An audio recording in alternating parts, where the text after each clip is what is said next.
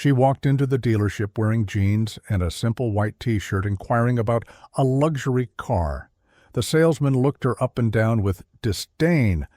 "I'm sorry, but I think you're in the wrong place," he sneered, gesturing toward the exit. "These vehicles start at $300,000.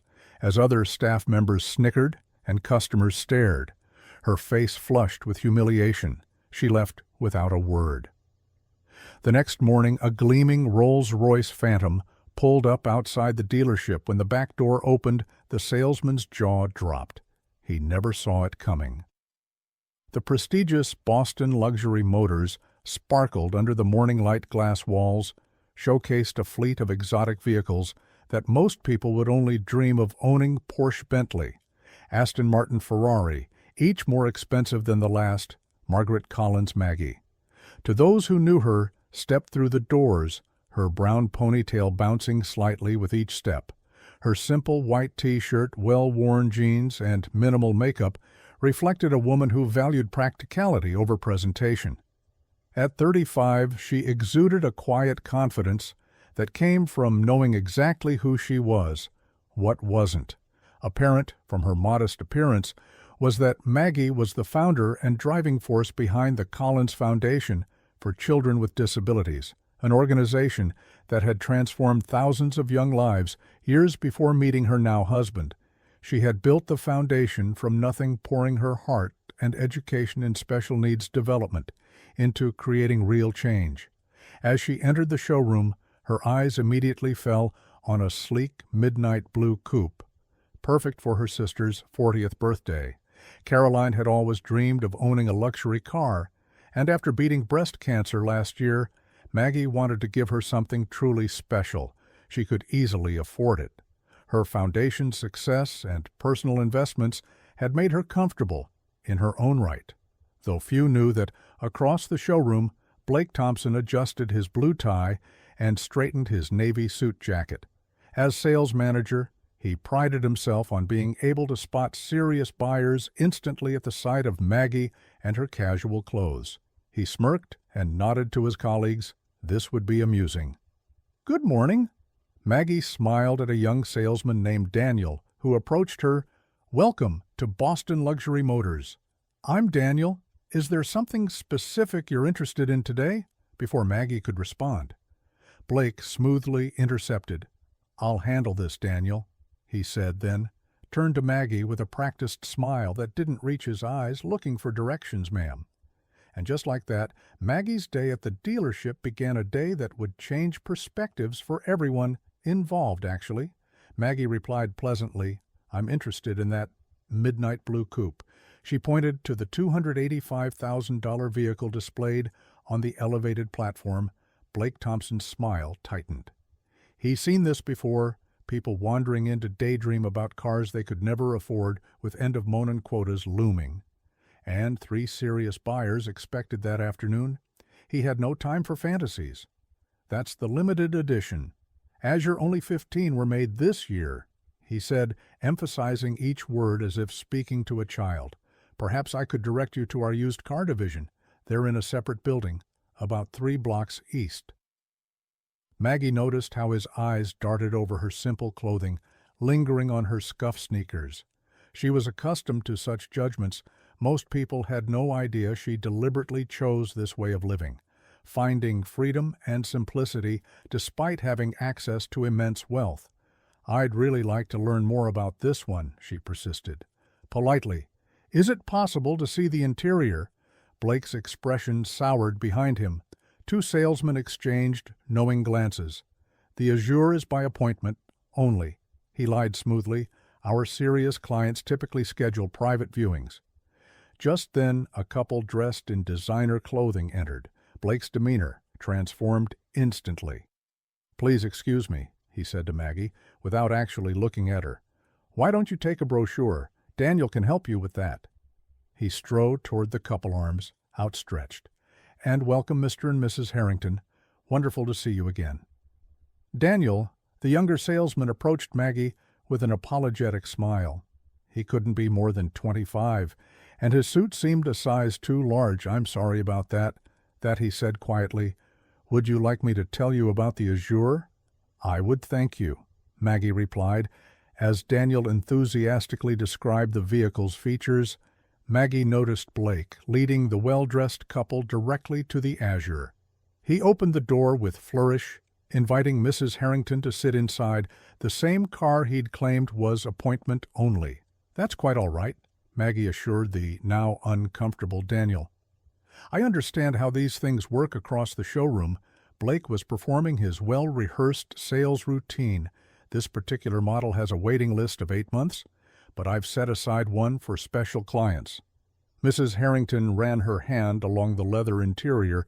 "It's exquisite, but I'm not sure about the color. We could certainly discuss custom options," Blake assured her. Maggie approached quietly, standing just within earshot. "Excuse me," she said. "I was hoping to inquire about purchasing this model." Blake's face wrined. "As I mentioned earlier, this vehicle is being shown to these customers," he said with barely contained irritation. "Perhaps you could come back another time, or, as I suggested, check our used car options."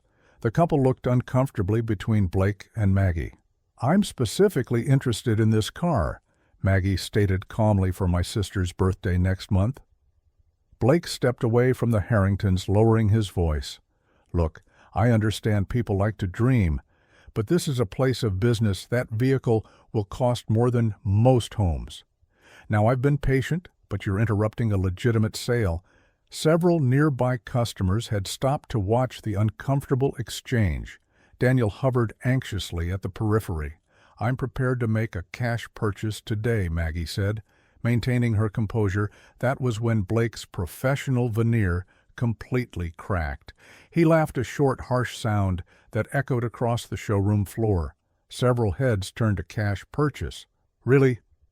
His voice was louder now, designed to humiliate. "This isn't a yard sale. We're talking about $250,000. People who can afford these cars don't dress like." He gestured dismissively at her outfit that Maggie felt her cheeks flush, not from embarrassment, but from a slow building anger. Not for herself. She'd experienced such treatment before. But for anyone who had ever been judged by their appearance. "I believe my money is as good as anyone else's," she said quietly. Blake stepped closer, towering over her. "Let me be clear," he said, no longer bothering to hide his disdain. "You are wasting my time and embarrassing yourself. Either make an appointment for a serious discussion dressed appropriately, or please leave the premises." The showroom had gone silent. The Harringtons had stepped away from the car, visibly uncomfortable. "Is there a problem here?" A newer voice joined the conversation. The dealership's owner, Richard Mason, attracted by the commotion. Blake straightened his tie. "No problem, sir. Just explaining to this lady that we operate by appointment for serious buyers." Richard Mason assessed the situation, quickly taking in Maggie's simple appearance. And the watching crowd, his expression made it clear which side he was taking. "I see," he said. "Ms. Collins." Maggie supplied Margaret Collins. "Miss Collins. Perhaps there's been a misunderstanding. Our clientele typically, well, they understand the exclusivity of our vehicles." "I understand perfectly," Maggie replied, her voice steady, despite the humiliation burning in her chest.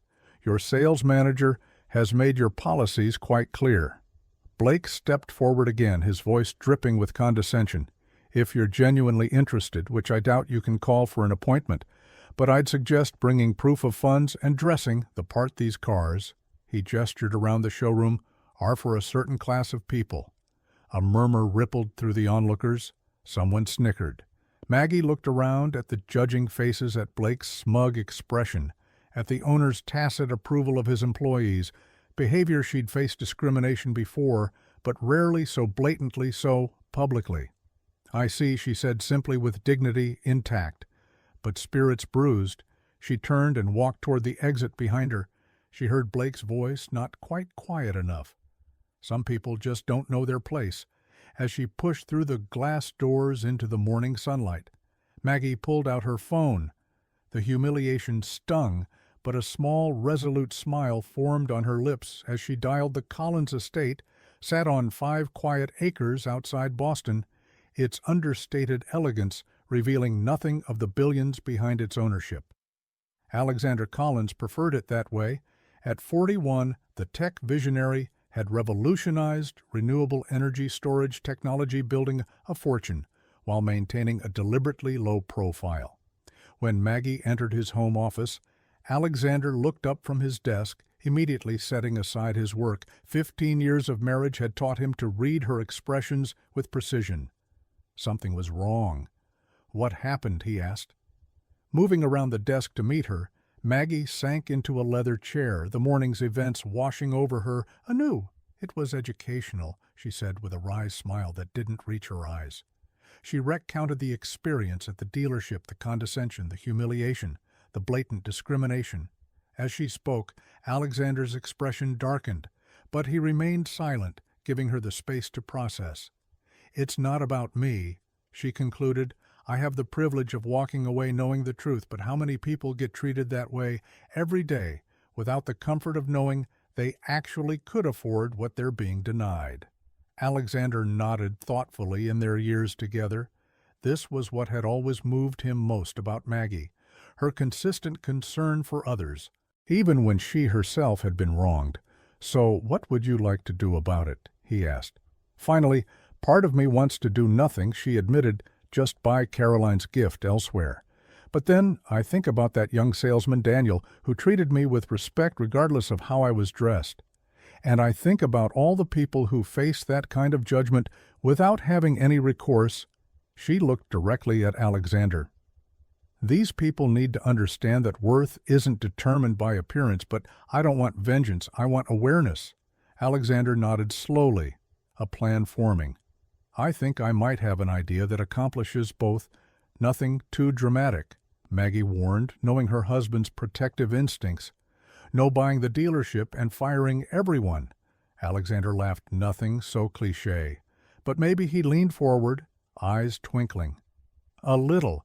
Education is in order."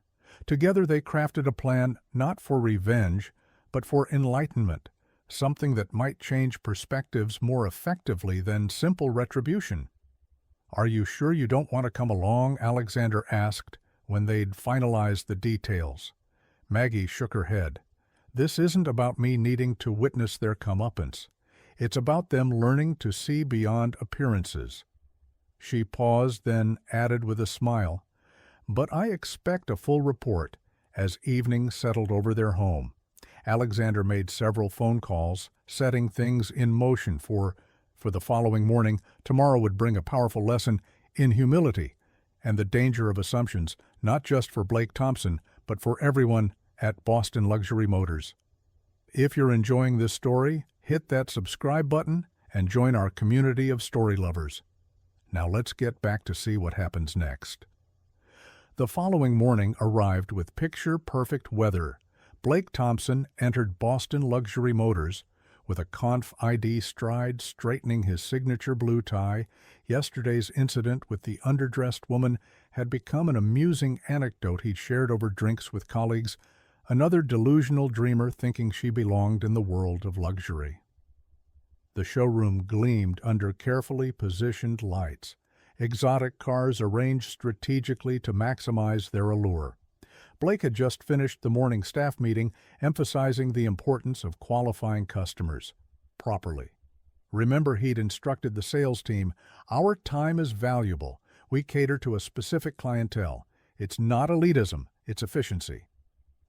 Daniel, the young salesman, had remained quiet during the meeting, his discomfort evident. Blake made a mental note to have a word with him about proper customer assessment at precisely 10:17 a.m. The distinctive purr of an exceptional engine drew attention. Outside, through the floor-to-ceiling windows, a vehicle unlike any other glided to a stop directly in front of the main entrance.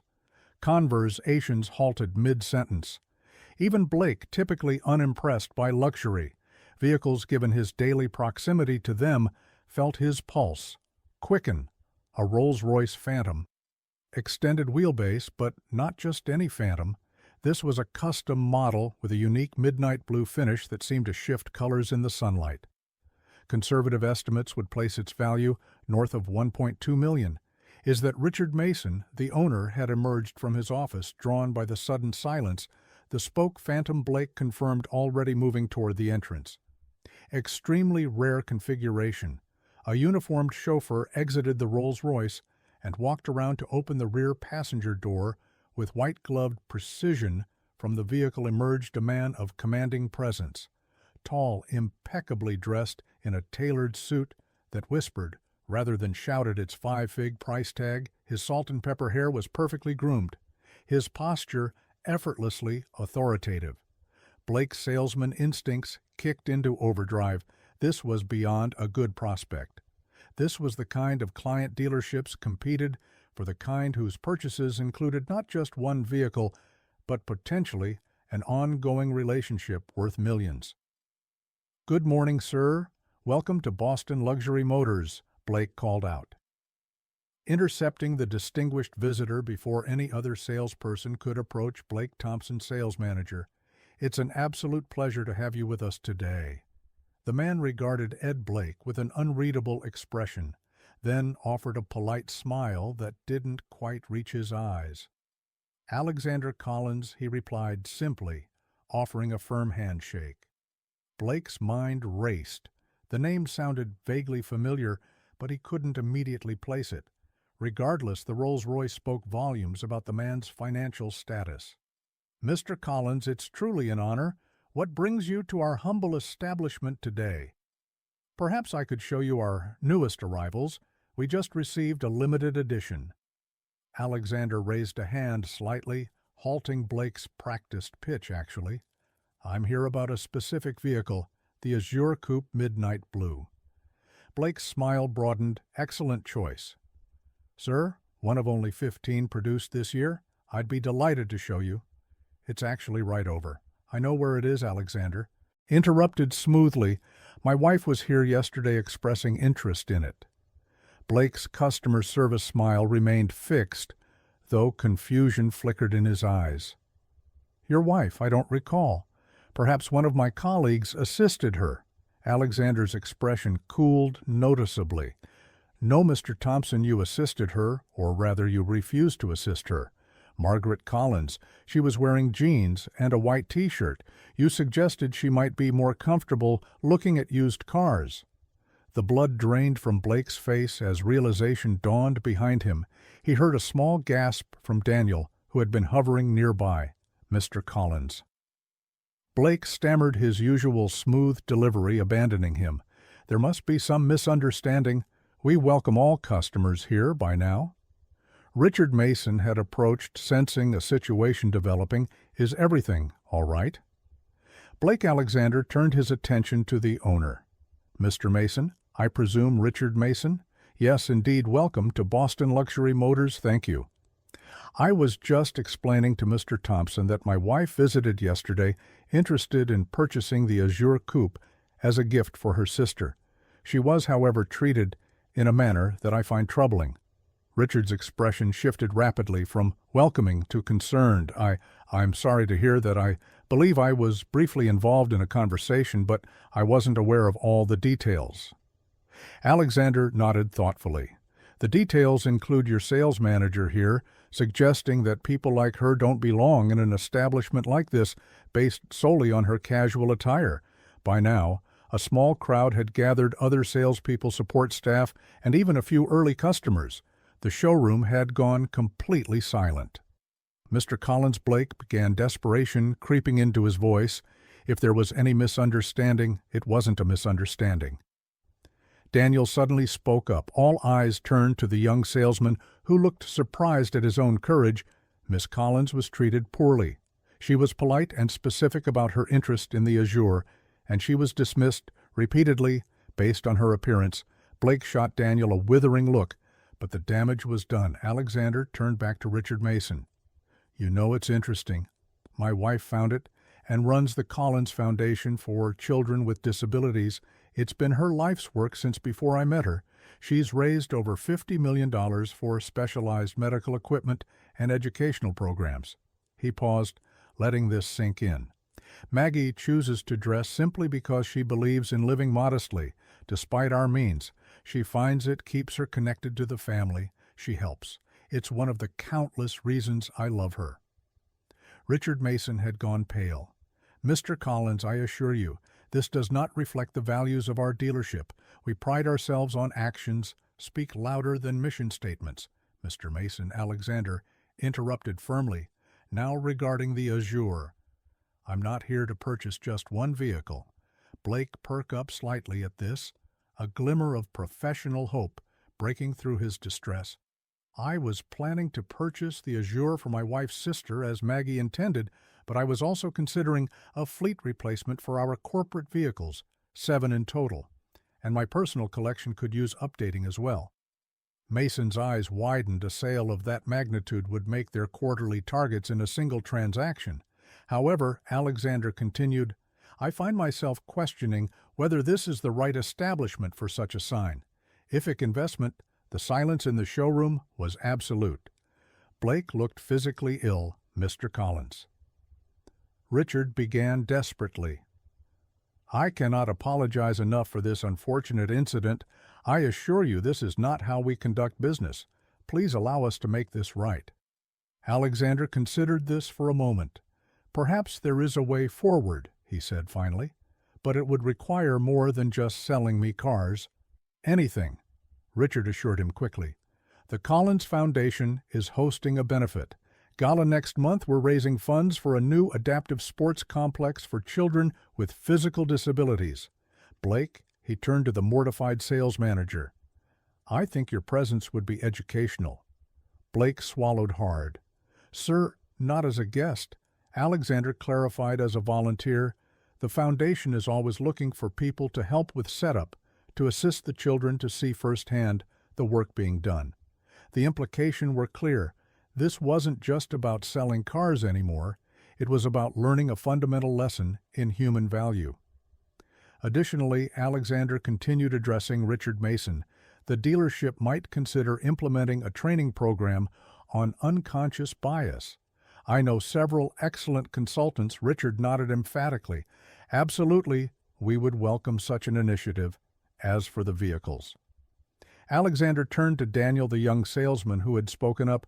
"I'd like you to handle all the paperwork starting with the Azure for my sister-in-law."